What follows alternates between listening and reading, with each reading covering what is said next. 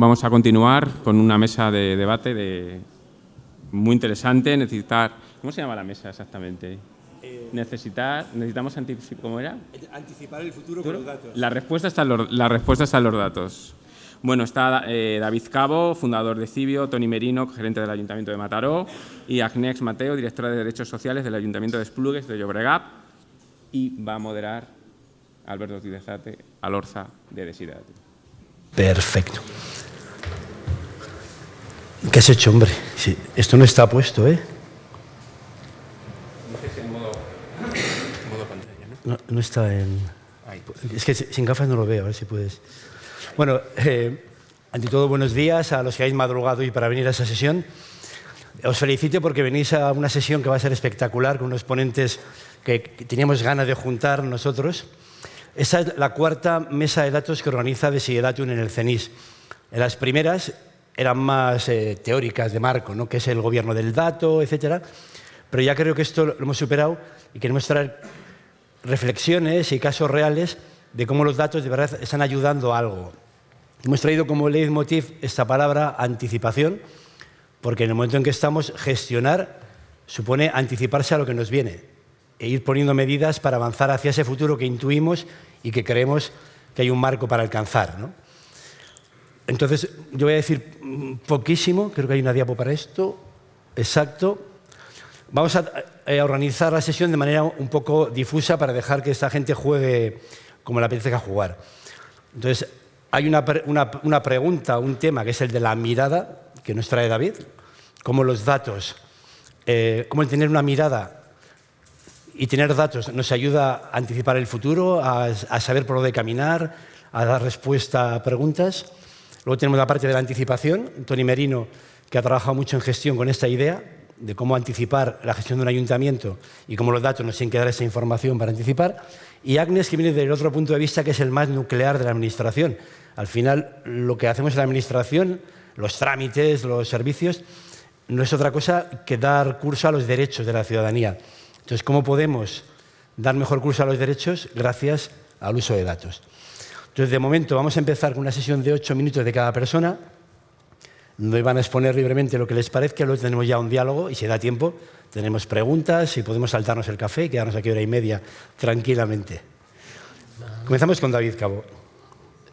Vale. Bueno, buenos días a todos. Gracias, Alberto, por la invitación. Sí, yo soy el codirector y cofundador de Civio. Para los que no nos conozcáis, somos una fundación que trabaja temas de transparencia y rendición de cuentas en la administración pública. Y ahora os explico un poco el triángulo este, pero básicamente, para contaros un poco la historia, yo soy ingeniero informático, yo tenía una vida muy corporativa, muy aburrida, echaba de menos la excitación de la administración pública, entonces yo me metí en estos temas de transparencia de la administración hace 12 años, cuando está muy de moda el tema de los datos abiertos. Entonces yo, digamos que compré mucho todo el discurso este de que los datos abiertos iban a permitir a la sociedad y también a los mismos funcionarios entender qué está pasando dentro de la administración. Y empezamos por ahí, entonces yo empecé a hacer cosas como una web para visualizar los presupuestos que se llama ¿Dónde van mis impuestos?, para ver los presupuestos generales del Estado. Lo que pasa es que en los años siguientes nos dimos cuenta de que los datos abiertos, la idea es buena, pero que en la práctica hay muchas cosas que nos interesan, no estaban ahí. Entonces empezamos a trabajar con periodismo. Entonces hacemos una cosa que se llama periodismo de datos, que básicamente es trabajar con bases de datos públicas o a base de solicitudes de información usando la ley de transparencia. Y entonces lo que hacemos es intentar recopilar datos para exponer problemas que nos parecen muy relevantes, ¿no? Entonces por eso el triángulo este, digamos que usamos la tecnología del periodismo para recopilar datos, como ahora os contaré un poco el ejemplo, y hacemos mucho activismo también a la hora de exigir que haya más información, más transparencia.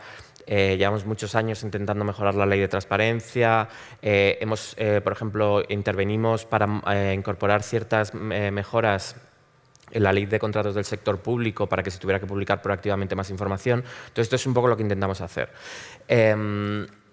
¿Y de qué lo hacemos? O sea, ¿sobre qué tratamos?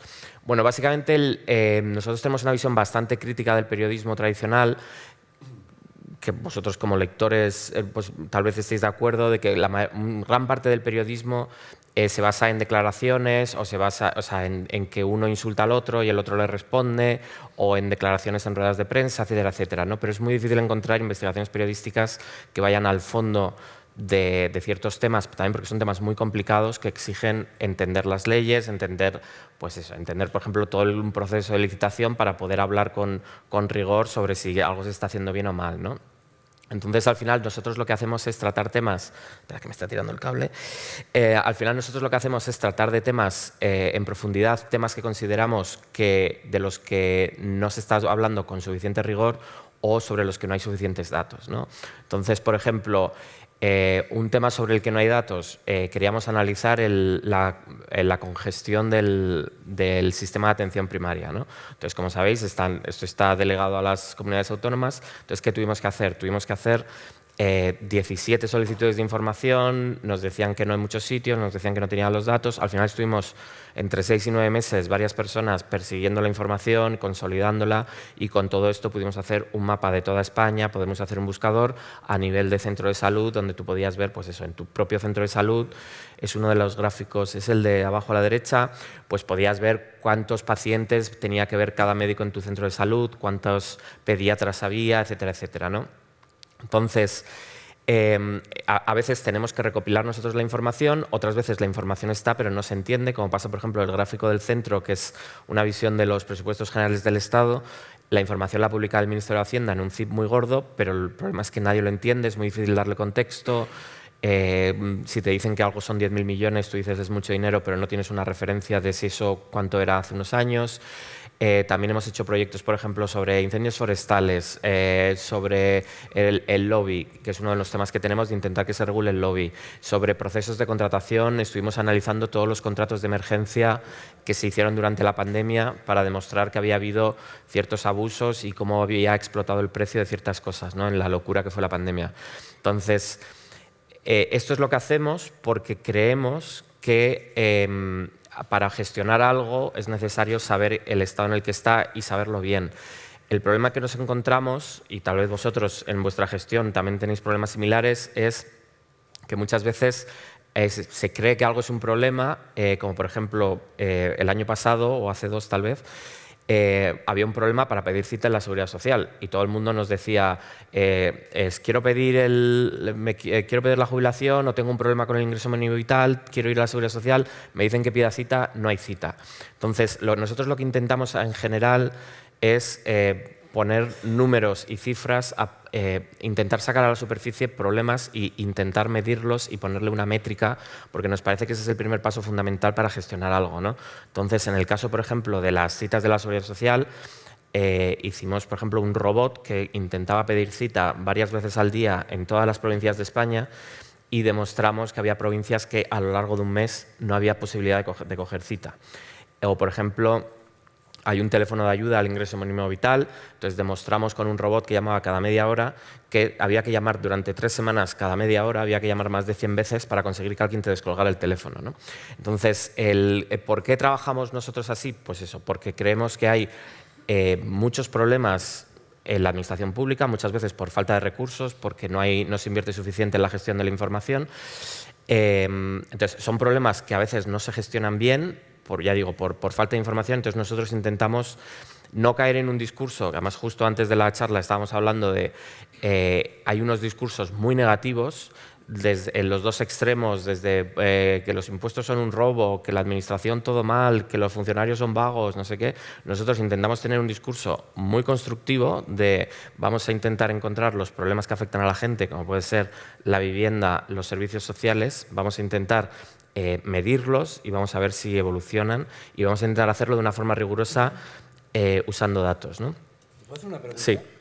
Claro, vosotros, por ejemplo... No he terminado, pero sí. No, lo sé, está dentro de tu tiempo.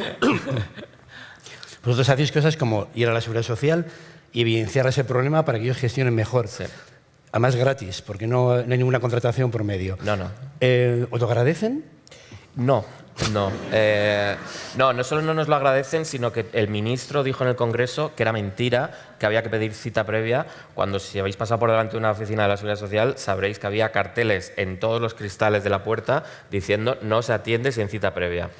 Y el ministro dijo que eso era un bulo y que no, que por supuesto que se atendía a todo el mundo. Pero bueno, entonces no, es muy frustrante y también debo decir que nuestra frustración es principalmente con la Administración central, porque sabemos que a nivel local y regional tenemos buenas experiencias de colaboración y hay gente muy motivada y de vez en cuando aparece gente que realmente quiere cambiar las cosas y nosotros encantados de colaborar, pero la Administración central en general es muy poco receptiva. Y bueno, y podría hablar también, por ejemplo, del tema del indultómetro, donde mostrábamos las tendencias de los indultos y en general, o por ejemplo, o nos ofrecimos a hacer una web oficial de los presupuestos oficiales, de los presupuestos generales del Estado y mal. O sea, en general es muy difícil encontrar colaboración con la Seguridad Social y con Hacienda y con ciertas cosas. Pero bueno, seguimos abiertos a la idea de colaborar. Y ya. Sí, perfecto. Bueno, increíble. Justo, obviamente, te sobran 3 segundos, fíjate lo que te digo. Bien, pues hemos visto un poco la idea de la mirada, ¿no? Estas personas tienen una mirada sobre la sociedad, sobre los problemas y recaban datos para dar respuesta a sus preguntas. Algo que parece evidente, pero que por algún motivo no somos capaces de hacer muchas veces. Ellos tienen la especialidad y tienen la actitud para hacerlo. Y además a veces parece que desde fuera y sin contrato tenéis más libertad para encontrarlo. Claro, luego llegamos al Ayuntamiento de Mataró en este caso, que tiene esa necesidad de anticiparse a los problemas. Esa mirada les tiene que servir para detectar lo que viene. ¿Cómo abordáis esto, Toni? Buenos días, gracias por la invitación también. Yo, si me permitís, a riesgo de ser un poco tirado para adelante, os voy a pedir disculpas porque en algunas de las afirmaciones que voy a empezar haciendo posiblemente ni yo estoy de acuerdo, pero cuando se generaliza a veces no da tiempo de matizar. Yo, para que se pueda entender lo que estamos haciendo, hay que entender sobre qué principios creemos que trabajamos. La primera idea fundamental es que llegamos tarde, empezamos a llegar tarde en muchas cosas, pero sobre todo llegamos tarde si pensamos que nuestro reto está en la mejora de los servicios, cuando nuestro reto está en la revolución. No sé si toca época de implosión, pero tendremos que empezar a darnos cuenta de que estamos al final de una etapa y que Pedro y el lobo, al final un día llegará B y vendrá el lobo, ¿no? Entonces, una primera idea es que llegamos tarde si hablamos de mejorar. Que la transformación implica cambio y el cambio muy posiblemente implica dolor. Y el dolor significa que cuando tienes equipos que están haciendo las cosas bien y les dices que tienen que dejar de hacerlas, esta es una primera pregunta de incomprensión que normalmente yo me he encontrado diversas veces, ¿no? Es aquello de decir, pero Toni, ¿por qué tenemos que cambiar? ¿Que lo estamos haciendo mal? No, lo estamos haciendo bien. Pero hay algo más inútil y más ineficiente que hacer excelentemente cosas que ya no sirven para nada. ¿En cuántas organizaciones públicas están trabajando en proyectos que han sido premiados y que en este momento posiblemente están haciendo cosas que nadie nos está pidiendo, ¿no? Por lo tanto, esa idea de no es suficiente con hacerlo bien, porque el riesgo que puede venir es que si no generamos valor público, pues un día la gente se canse. A estos señores que trabajan desde el ámbito civil un día tengan capacidad de influir y nos acaben gorreando. Y además ahora la gran oportunidad que hay es que no hace falta de que nos echen, porque nos vamos a ir jubilando y es una oportunidad de que nos hagamos pequeños sin necesidad de pasar daño. Yo, 3 ideas básicas y entro en la pregunta. Una idea es, hay sumas que multiplican. Es decir, hay unas combinaciones de factores que si los sumamos multiplican, el efecto es de multiplicación. Creo que son escasos, pero creo que son muy necesarios. El primero es liderazgo. No se cambian las cosas, no hay cambios culturales, no hay cambios organizativos sin liderazgo. El liderazgo tiene que ver mucho con la política, ¿no?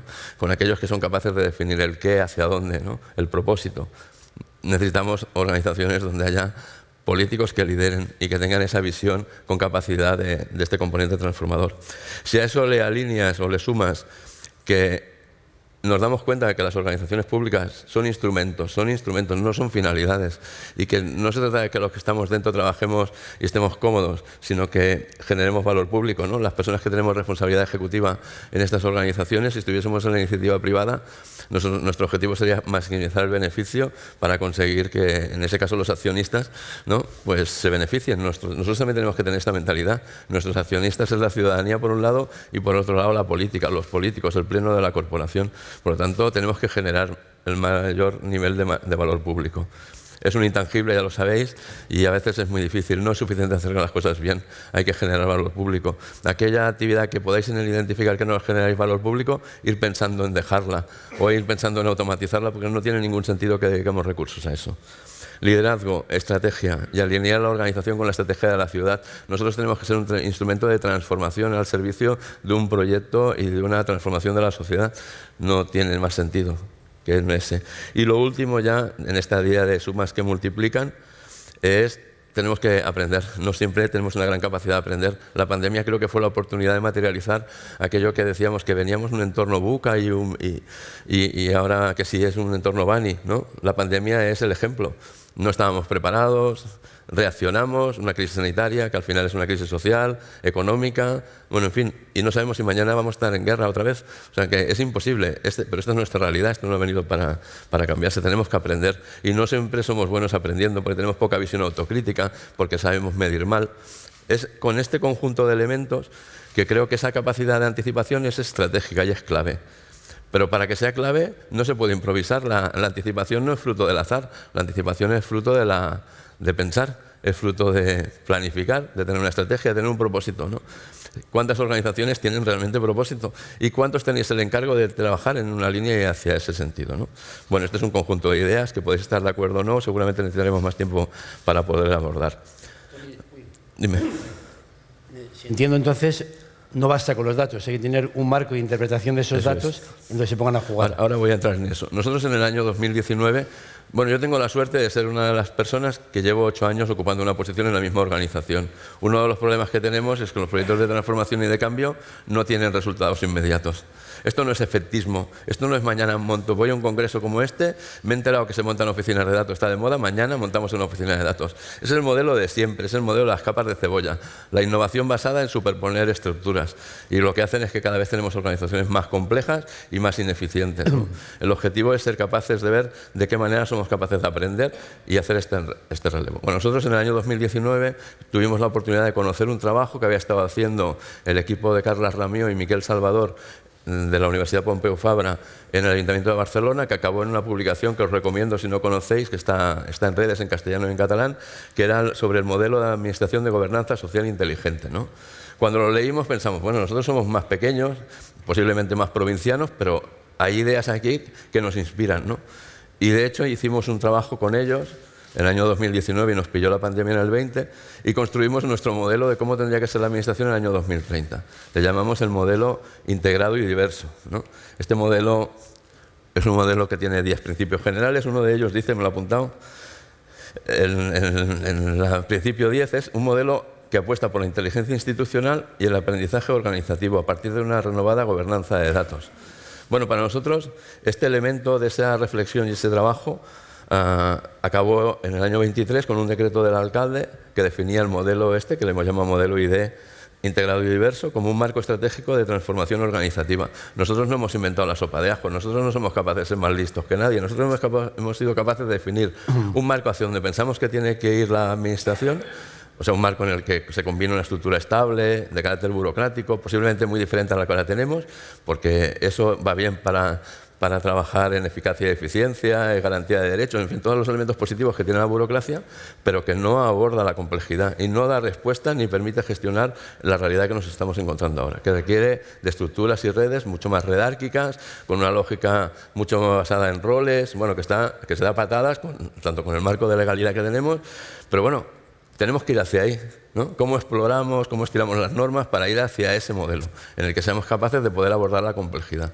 Nosotros estamos pensando cuando las cosas eran fáciles, le ponías una etiqueta a un ciudadano, vale, tú te vas para Dona y tú te vas para... Tú eres deportista.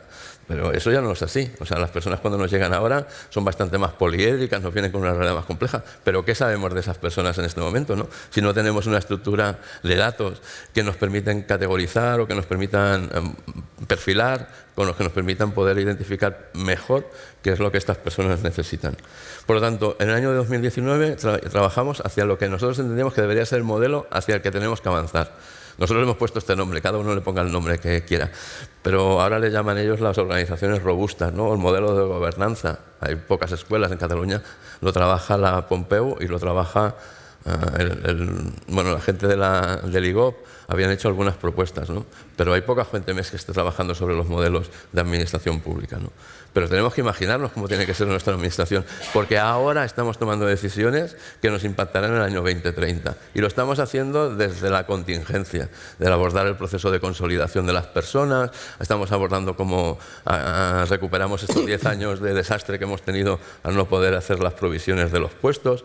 Pero lo estamos haciendo con la mentalidad pasada. Tendríamos que estar imaginándonos dentro de 10 años qué tipo de perfiles nos han de acompañar. Porque ahora estamos decidiendo qué personas vamos a tener de aquí a 10 años. Las estamos contratando hoy, no en 10 años, las estamos contratando hoy. Y yo os puedo decir que somos bastante malos. A mí me siguen pidiendo cada día administrativos. Pero yo estoy convencido que en 10 años no necesitaremos administrativos, necesitaremos otras cosas. Y esas cosas, si ahora contratamos, nos van a vivir 25 o 30 años. O sea, no va a haber eutanasia y no vamos a ir matando gente por la calle. Pero si no pensamos ahora en esos perfiles, posiblemente nos estaremos equivocando. Claro, para poder hacer eso necesitamos anticiparnos, necesitamos conocer. Uy, vamos ya justito, sí. Bueno, pues ya voy rápido, ya acabo. Bueno, ¿nosotros qué hemos hecho? A partir de esa experiencia de definir el modelo, trabajamos en un proyecto que tuvo financiación europea con el Ayuntamiento de Gavà, que era el proyecto Gavios, que era un proyecto que en base a datos poder tener capacidad de anticipar lo que podían ser servicios sociales, ¿no? Las personas, cómo éramos capaces de poder identificar sobre eso. Bueno, yo si queréis después... Si lo hablamos más, porque además le he dado paso muy bien a Agnès. No sé qué esta noche, que tengo ahora una carraspera. Terrible, se ve que la cena se me ha atragantado. Claro, acabamos de dar una visión muy holística, muy global de la gestión pública y luego aquí tenemos un vertical, que decimos a veces, no un transversal. Un servicio que tiene que atender los derechos sociales en este caso. Sí. Y claro, ¿cómo ponéis en juego todo esto? Bueno, una vez han hablado todos, ¿no?, de la teoría y tal. Yo explico la experiencia, que es muy pequeñita dentro del municipio de Esplugas.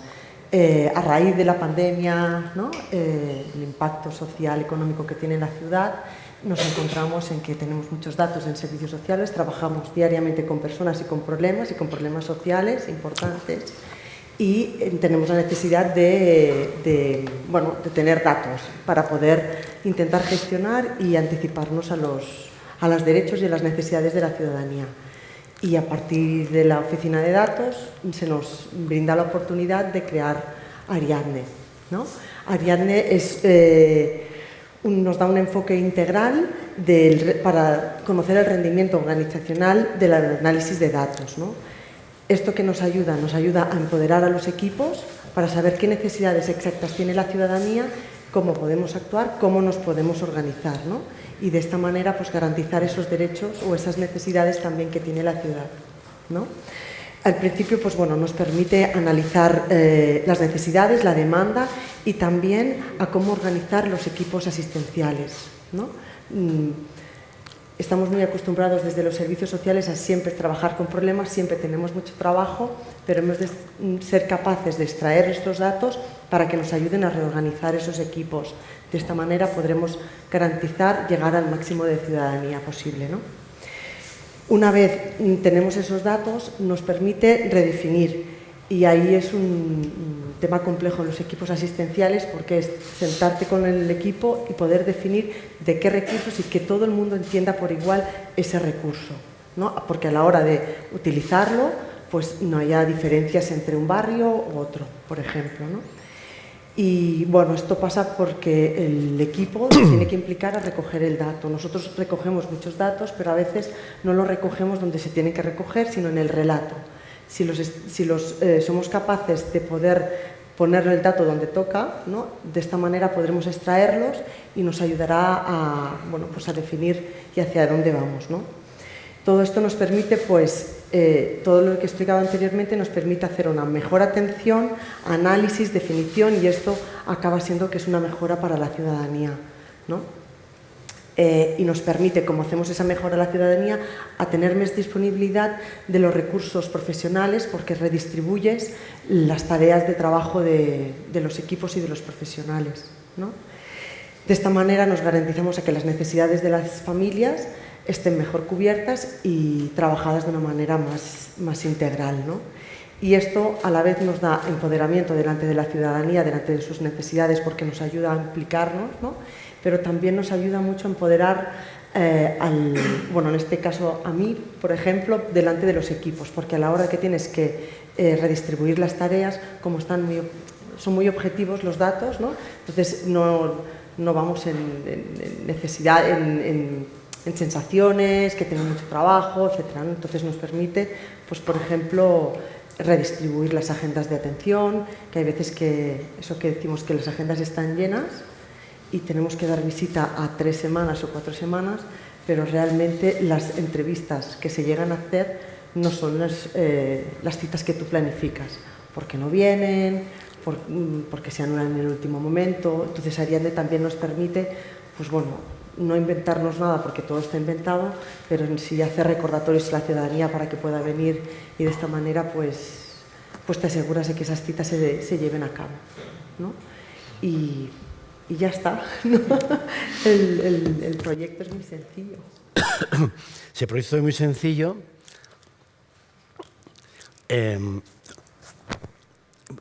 Ahora tenéis datos por fin, ¿no? Sí, teníamos siempre los datos, pero no los teníamos bien recogidos. Que antes no teníais, claro, y esa es un poco la pregunta. Ahora que tenéis datos, ¿tenéis buenas preguntas que hacer a los datos? ¿Cuáles serían esas preguntas? ¿Cómo? ¿Tenéis buenas preguntas que hacer a los datos? ¿Tenéis datos para resolver miradas, problemas, necesidades? ¿Cuáles son esas preguntas básicas para vosotros? Una para ver la mirada, la atención, cómo hacemos la atención, y también los datos nos permite a plantearnos cambios de modelos de atención. Los servicios sociales básicos hemos caído en el estigma de decir atención individual y familiar, y siempre nos llenamos la boca, ¿no?, de decir tenemos que hacer un cambio de modelo, una atención más grupal, más comunitaria. Los datos nos permiten ver esa tendencia, cuál es la necesidad e intentar hacer el cambio de modelo de atención. Siempre va a tener que existir la atención individual y familiar, pero hay problemáticas y necesidades comunes que nos pueden permitir, con los datos, con la redistribución de las agendas, a intentar empezar a hacer pruebas pilotos para hacer esos modelos, esos cambios de modelo. Entiendo que en vuestro caso el hashtag más importante es eficiencia. Sí. Que no es poco. No es poco. Porque reseteáis recursos que permiten dar más atención y ser también más eficaces, por lo tanto, ¿no? Esto ha sido un camino, no ha sido fácil tampoco. Quien conoce el sector de los servicios sociales, pues bueno, nos cuesta un poco que nos digan lo que tenemos que hacer, hacia dónde tenemos que ir. Entonces, esto ha hecho, ¿no?, de que tengamos que sentar el equipo, que tengamos que definir, que todo el mundo entienda el mismo concepto por igual, que atendamos a la ciudadanía de la misma manera en un barrio que en otro, ¿no? Y estandarizar esto no ha sido fácil. O sea, te puedo hacer una pregunta capciosa, de esas que no hay que hacer nunca. ¿Tú dirías que el sector de cuidados es menos proclive a sistematizar el trabajo y tener datos?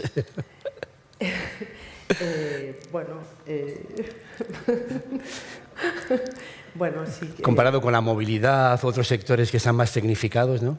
Sí, no nos gusta mucho el estandarizar a la hora de trabajar con personas, pero tenemos que entender que hay una tendencia, ¿no?, de que hay cosas denominadores comunes y hay otras que no. No tenemos que perder la mirada de atender a esa familia como núcleo personal único y con un escenario. ¿Que hay patrones que se repiten? Puede ser que sí, seguro, pero tenemos que mirar con la mirada integral. Perfecto. Bueno, con esto hemos hecho la primera parte. La segunda parte es muy complicada. Siempre nos gusta meter en aprietos a los ponentes. Entonces, esta parte no la tienen preparada. De hecho, no sé si tienes alguna diapositiva más, que siempre se me olvida de cambiar. No. Queríamos hacer un diálogo ahora un poco de 2 en 2, pero la tercera parte implicada puede intervenir. Y creo que voy a cambiar hasta el orden, porque lo que habéis dicho, claro, me parece que desde un servicio vertical como el vuestro, desde el ejercicio de los derechos de la ciudadanía, que era vuestro leitmotiv, tenéis algo que decir a la anticipación, al que está desde la gerencia en un modelo más global, que está, por lo tanto, vosotros estáis en el día a día resolviendo problemas de las personas, pero tenéis que hacerlo en un marco de entender a dónde vamos y de anticiparnos, ¿no? No sé, ¿qué os pediríais mutuamente desde lo vertical a lo horizontal y viceversa? ¿Qué necesitas tú de lo horizontal y tú qué necesitas de lo vertical para que esto pueda funcionar? Bueno, una es la implicación. Todos estamos en el mismo barco, con lo cual eso es lo primero, ¿no? No es una gerencia y el servicio vertical.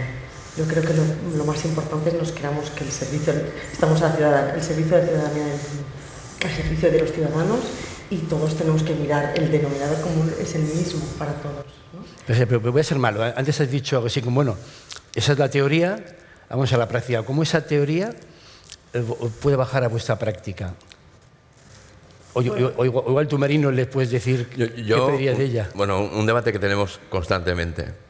La hipótesis es, en los próximos años, el presupuesto municipal no va a crecer, porque dudo que los poderes políticos se pongan de acuerdo y resuelvan el problema de la financiación del mundo local. Como somos unos ámbitos de administración donde no está la competencia, está la incumbencia, como decía el alcalde de Cuerda de Vitoria, nos atrevemos con todos los palos, ¿no? Entonces, si la lógica de transformación no pasa por el incremento de recursos, el modelo, para mí, tradicional de demanda de los servicios es, si me dan más recursos, haré más cosas. Es una especie de modelo tradicional, pero ese modelo está muerto, no hay capacidad.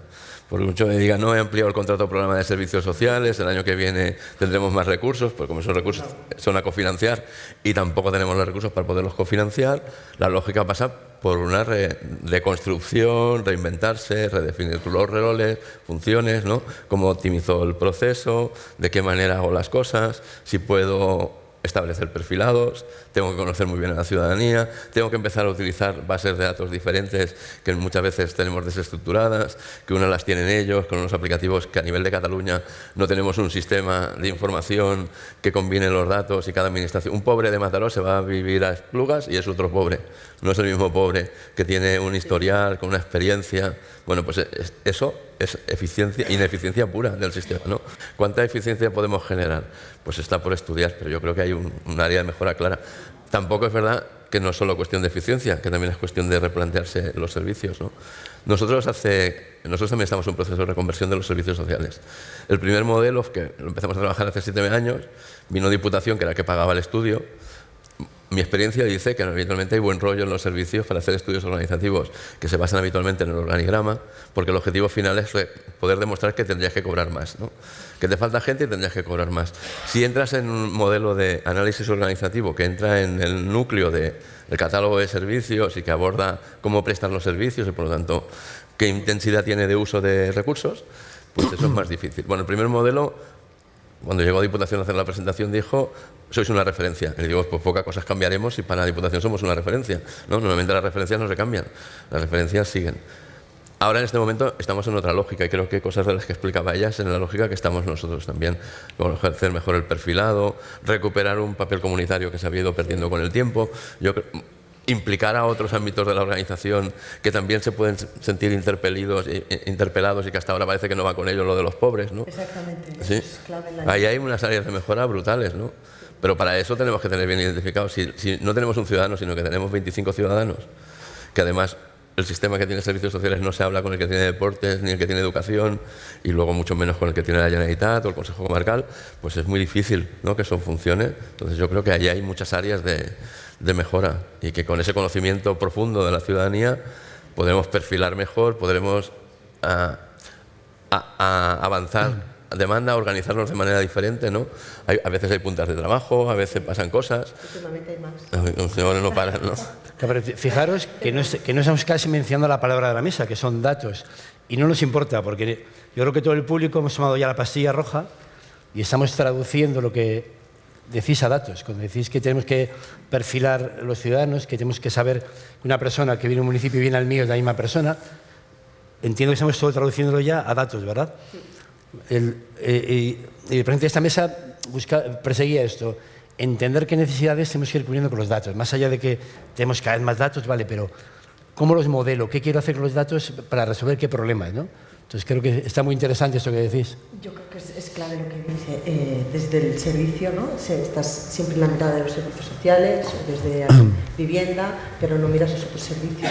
Creo que la clave, ¿no?, pasa porque nos quedamos todos, ¿no?, que somos ayuntamiento y somos todos, independientemente del servicio en el que estés actuando, y trabajar conjuntamente. Y a veces nos llenamos la boca, ¿no?, de que hemos de ser transversales, que tenemos que trabajar, pero luego cuando te vas al ejemplo, ¿no?, pues es cuando es el momento de decir, bueno, pues ahora toca hacerlo, ¿no? Si con la pandemia nos hizo vernos unos a los otros, ¿no?, a servicios sociales, espacio público, fue una oportunidad, al menos...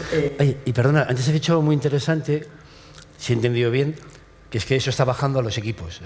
Más allá de que arriba alguien, una especie de panóptico, vea los datos y tome decisiones, está bajando a estos equipos y está interiorizando en el trabajo de día a día, ¿no? ¿Puedes contar algo de esto? Bueno, esto pasa por ser un poco pesada con los equipos, ¿no?, que se tiene que estar muy encima de ellos a la hora de estandarizar, introducir los datos, y cada X tiempo te reúnes con cada uno de ellos y que puedas ser capaz de poderle extrapolar los datos que ellos... O sea, normalmente cultura del dato es una de las claves, ¿no, Toni? Aterrizando un poco para que veáis que también puedo bajar al nivel de datos, a partir de él ha hecho una reflexión sobre el tema de la cita previa. No sé en vuestros ayuntamientos qué reflexiones habéis hecho y qué conocimiento tenéis. Nosotros, en principio, hablábamos de intuiciones y casi todos los servicios funcionaban con palitos, hasta hace mucho. Y cada vez que hacía una pregunta generabas estrés porque todo el mundo tenía que buscar a ver cómo conseguimos los datos. Y eran días de personas buscando los palitos, ¿no? Nosotros hemos empezado a trabajar ese tema. Servicios sociales, después de la pandemia, se encontraba con listas de espera de 100 y pico de personas, ¿no? Bueno, con Clara, que ha venido con nosotros en el equipo de Mataró, han hecho todo un trabajo que ha significado revisar procesos, procedimientos, para poder reducir la lista de espera. Bueno, yo os pongo un ejemplo práctico. Nosotros atendemos cada semana no menos de 2.600, 2.800 personas. Y digo no menos porque hay servicios que no tenemos ni idea de cuántas personas atienden, ¿no? Esa es la primera idea. Atendemos de media unas 2.600, 2.800. De estas 2.600 o 2.800, 1.600 vienen con cita previa. Vale. ¿Cuánto tarda un ciudadano en conseguir una cita previa en Mataró? Pues van de los 2 días en servicios sociales a casi el mes en la oficina de atención al consumidor.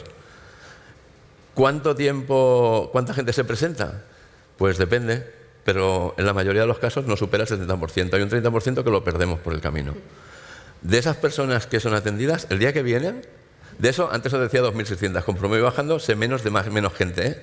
Conforme voy bajando, voy perdiendo información, porque hay gente que solo se queda con los primeros datos, los demás considera que no son importantes. ¿Cómo voy a hacerle a mi técnico que me diga cuándo empieza la sesión? Pero sabemos que la gente, el día que vienen, hay unos que se esperan 5 minutos y otros que se esperan más de 35 minutos, ¿no?, el día que lo atienden.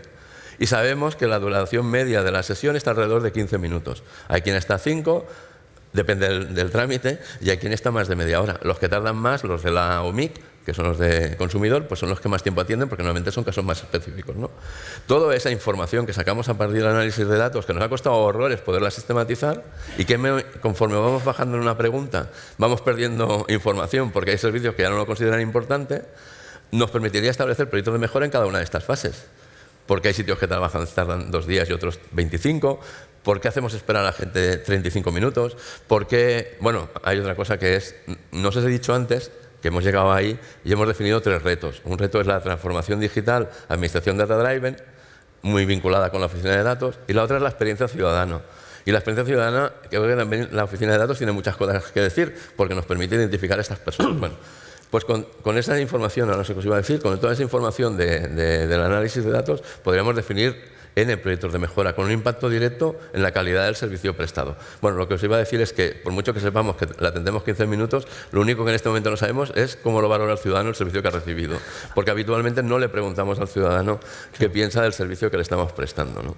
Entonces, para nosotros en este momento es un área de mejora, ¿no? La capacidad de poderle preguntar al ciudadano, vale, tú venías para algo, has respondido a tu expectativa, lo que querías hacer lo has hecho, etcétera, etcétera, ¿no? Vamos a meter a David en el loop, que como nos hemos emocionado con esto, lo tenemos aquí. No, yo también me he emocionado.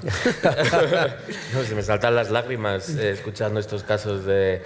O sea, yo no sé, bueno, también entiendo que igual no sois representativos y igual os han elegido porque sois buenos ejemplos, sí. Pero vamos, yo podría estar aquí 2 horas contando las peripecias para intentar conseguir información de la Administración Central. Entonces, a mí también se me saltan las lágrimas de ver que sois capaces de instrumentar este proceso y saber cuándo tarda la gente, cuándo llega. Me parece fantástico, o sea, realmente... Y yo me metí en todo esto defendiendo mucho el sector público, y de hecho el dónde van mis impuestos, yo siempre contaba que la idea es luchar un poco contra el cinismo de la sociedad que dice, mira lo que he pagado en mi nómina, el IVA, el no sé qué. Es precisamente el poner en valor todo lo que hace el sector público. Entonces, todo lo que estáis haciendo vosotros Y el hecho de que sepáis a cuánta gente atendéis y todo esto que estáis haciendo me parece fantástico. De hecho, a mí me está recordando una cosa que hicimos para el Ayuntamiento de Madrid. El Ayuntamiento de Madrid, por ejemplo, tenía unas memorias gigantescas, unos PDFs de miles de páginas con la memoria de cumplimiento de objetivos que no se leía a nadie, porque claro, eran unos tochos de 40 megas, no sé qué. Entonces lo que consiguieron hacer fue conseguir esa información, meterla en SAP y de ahí extraerlo en formato reutilizable, y con eso le pudimos hacer unos gráficos y no sé qué, donde tú puedes ver para cada programa y cada distrito, pues puedes ver los objetivos que tenían de, pues en cultura de Carabanchel queremos hacer 30 actividades para jóvenes, no sé qué, y al final del año hemos hecho 35, no sé qué. Entonces esa información estaba ahí y pudieron ponerla en valor, y yo creo que eso es muy valioso para que alguien de Carabanchel que vea exactamente todo lo que está haciendo su distrito, porque muchas veces la gente normal no ve todo lo que estáis haciendo. Y entonces, y yo creo que es muy peligroso que se está extendiendo una idea muy generalizada de esto solo sirve para, pues eso, para no robar, pero vamos, esta idea un poco de ineficiencia de la administración y de que no se hacen cosas. Y yo realmente, mi misión inicial, cuando no me vence el pesimismo, es un poco el poner en valor todo esto y luchar contra el discurso negativo. ¿Y qué os hace falta para que la administración pueda colaborar con la sociedad civil, con la gente que quiera hacer cosas? O sea, nosotros, por ejemplo, en nuestro caso, con la Administración Central, que no sé si es particularmente mala o particularmente opaca, nos encontramos muchas veces que la información se gestiona muy mal. Y tú le preguntabas a ella antes si servicios sociales, si era un sector peor, no sé qué. Yo no lo sé, pero o sea, yo esperaba, por ejemplo, inocentemente, que el sector de la contratación pública, que iba a estar todo súper cuadrado, de no, es que con lo que cuesta sacar un contrato va a estar todo súper ordenado, no sé qué. Es un horror. O sea, es una pesadilla. Trabajar con datos de contratación del portal de contratación del Estado es un horror. Las empresas están mal escritas, no ponen el NIF, el precio está mal. Entonces, cuando tú llegas y dices, una base de datos de contratos, voy a hacer un análisis de eficiencia en función de cuántos competidores hay, el cuánto se ha rebajado el precio y voy a analizar no sé qué, no se puede hacer porque los datos están muy mal en general cuando consolidas todo. Entonces, no sé, pues yo soy gran fan me animo a que todo el mundo siga el ejemplo de esto y que realmente yo veo mucho valor en eso, en tener métricas precisas para poder gestionar el trabajo y poder atender mejor a los ciudadanos, que es el objetivo final de todo esto. Que quizá vuestro problema es fácil de entender. Hay falta que os den datos para poder trabajar con ellos. Sí, y que se usen los datos internamente, porque claro, muchas veces a veces pides algo, te lo dan, lo miras y pides una lista de contratos y dices, pues esto está mal. Porque si no se está usando internamente, eso se pudre y nadie sabe que hay un error. Entonces, cuanto más se usen los datos internamente, mejor van a estar. Pero nos encontramos con muchas veces que el problema es que a las cosas no se miden. O sea, fíjate el punto, es reclamando a las administraciones buena gestión para que podáis tener buenos datos. Sí. ¿Vosotros qué le pedís al sector, a la sociedad civil para que os ayude desde fuera? Pues que sea exigente, ¿no? y que nos interpele. Eso sería desde una lógica de apuesta por un modelo de mejora continua, que no todas las organizaciones públicas tienen, porque como lo de la calidad es maldita y esa idea de que los ciudadanos no son clientes ha servido para justificar hacer lo contrario, es verdad que necesitaríamos una sociedad civil que nos interpele, porque muchas veces uno de los problemas nuestro criterio es, si queremos transformación tenemos que innovar, si innovamos tenemos que aceptar en la organización el error como un factor que tenemos que estar dispuestos a asumir, ¿no? Eso no coincide con nuestro día a día de la política y de la realidad, ¿no? Cuando tú pones encima de la mesa una auditoría de análisis de un servicio o de una cosa y te dice que estás en un 54, eso es aprovechado por quien quiere cargárselo porque solo estás en el 54. Bueno, y 54 es la media, resulta que un servicio está en el 32 y otro está en el 75, ¿no? Claro, nosotros creemos que es importante que podamos poder actuar en función de dónde está cada uno, porque el objetivo del 34 sería llegar al 40, el del 54 al 60 y el del 70 al 80, y lo que acabamos haciendo es, bueno, más o menos, pues nada, nos vamos todos al 45. Los que están en el 30 y pico no llegan al 45 ni en broma, y los que están en los 50 al 70, pues les obligas a tirar para atrás en lugar de para adelante.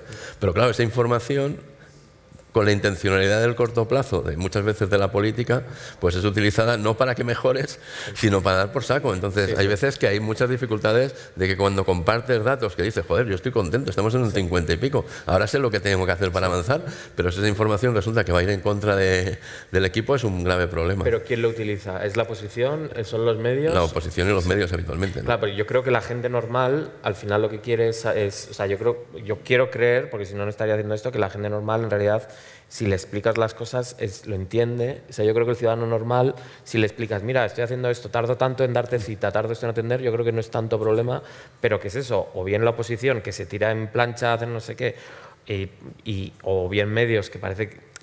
Sí, que los medios también muchas veces han jugado a esto, ¿no? Y todos sabemos que los medios muchas veces están como muy polarizados también, cada uno con un tal... Pues yo quiero creer que la ciudadanía al final valora estos ejercicios. A mí me gustaría tener una sociedad crítica, primero que tenga capacidad en ese modelo que os decía de jerarquía, que forme parte de la ecuación. Es decir, es impensable, ahora hay proyectos, estamos probando cosas de laboratorios ciudadanos, elementos de ciencia ciudadana que estamos experimentando en cosas nuevas, que son arriesgados, que es difícil porque yo creo que la ciudadanía también tienes que ganarte la confianza, ¿no? Esto no es flor de verano y no es una cuestión de que la hagas un día, porque esto no se lo cree nadie, ¿no? No. Os voy a hacer una pregunta para romper un poco este hilo. Vamos a ver, la gente que trabaja en lo público, los funcionarios, los trabajadores públicos, son también ciudadanía. Y habría que reclamarles quizás un cierto nivel de activismo por el bien común, ¿no? Y habría que aculturarles en el tema del dato, de la mirada, de la anticipación de los derechos a partir del dato, ¿no? Una pregunta. ¿No sabéis que Cibio, en buena medida, se financia con las aportaciones de patrones, que pagamos muy poco dinero y no sé cómo sobreviven esa gente, ¿no? Socios. Somos socios, no patrones. Exacto. Ya que manejáis datos, ¿tienes una idea de cuántos empleados públicos son socios de Cibio? De memoria no, pero tenemos un gran filón porque, tenemos identificados 3 grandes grupos. Uno son periodistas, porque les gusta el periodismo que hacemos, que es distinto. Otro es gente técnica, porque les gusta cómo a veces hacemos estos robots que sacan información y se sienten como, qué bien, la informática nos puede ayudar tal. Y un tercer gran grupo son funcionarios públicos, porque valoran el hecho de que hablemos de cosas a veces muy técnicas, de que si la ley de contratos, que si la ley del lobby, que no sé qué, para el cual... y que hablemos de mejorar las administraciones públicas, pero además con un discurso constructivo. Entonces es un gran... No te puedo decir, pero vamos, varios cientos, o sea, porque somos 1.800 socios, cientos de funcionarios tenemos, y a veces altos cargos. Claro. No puedo decir quién, pero tenemos una ministra y tuvimos una alcaldesa de una de las grandes, varias alcaldesas. O sea, estamos sobre representados en el sector público. Claro, por eso, igual que no nos queda mucho tiempo, un mensaje que creo que se podría trasladar es que ya hay en las organizaciones algunas personas que cuando cuelgan la chapa y se van a su casa son activistas por lo social y son activistas entendiendo los datos, ¿no? ¿Cómo podemos activar este talento que tenemos dentro y ponerlo a jugar en toda esta línea? Es difícil la pregunta, igual hay que dejarla para el público, no lo sé. Bueno, yo creo que tenemos retos anteriores, que es que algunos jefes de servicio y jefas de servicio empiecen a hacerse las preguntas, ¿no? O sea, y luego verás qué datos son los que te faltan para poder ver dónde los buscas. Aquí todavía tenemos que hacer mucha pedagogía y un trabajo muy importante a hacer, ¿no? O sea, la primera conclusión es que hace falta más ACNES en la administración, ¿no? Sí, claro. Que te da preguntas en los servicios que hacer a los datos. Pues mucha pedagogía. Y que los profesionales, los técnicos, se lo crean también. Al principio hay resistencias, como todos los cambios, pero bueno, insistiendo se consigue. Poco a poco. Yo me gustaría explicar 2 casos de uso que tenemos en el concepto de anticipación, con los que tenemos encima de la mesa, que no tenemos todavía la respuesta, ¿eh? Uno hace referencia a la obligación que tenemos las corporaciones locales en los próximos años de aproximar el coste de la recogida de residuos a la generación de esos residuos, ¿no? Esto sin datos no se puede hacer. Las primeras ordenanzas que intentan establecer unas diferencias en la tasa en función de los residuos que generas, solo se puede articular en base a una gestión de datos. Nosotros formamos parte de una subvención y somos de los ayuntamientos que tenemos el encargo de iniciar la implantación de nuevos sistemas de recogida. Y uno de los retos es cómo vamos aproximando la taxa de residuos a la generación. Y hemos utilizado la oficina de datos para generar los primeros perfilados. Y luego hemos tenido que cambiar el modelo de gestión porque esos datos no los estamos recogiendo. Ese es un caso, que ahí tenemos un ámbito de mejora muy importante.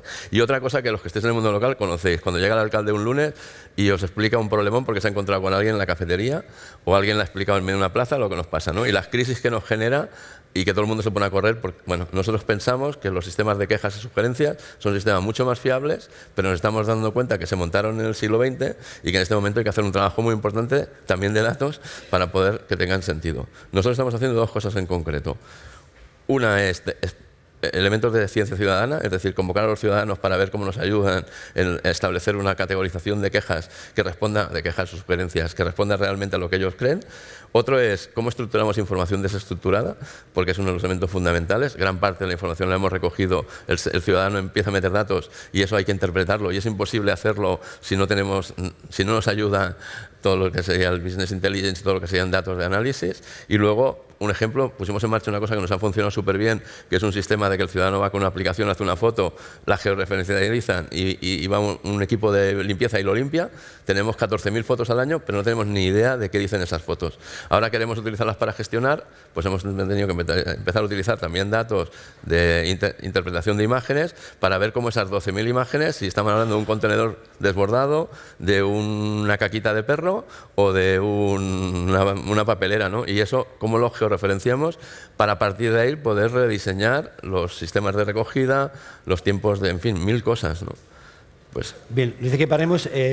Para cerrar esto, soy un moderador imposible. Como habéis visto, he hecho las preguntas que a mí me iban gustando. Espero que haya sido interesante para el público y haremos un resumen de la sesión en un post y demás. Y la verdad que agradeceros porque, como siempre, os habéis arriesgado mucho, habéis jugado sin red y os han salido temas, al menos para mí, súper interesantes para ir pensando todo el año. Así que nos seguimos viendo por las redes. Muchas gracias a todos.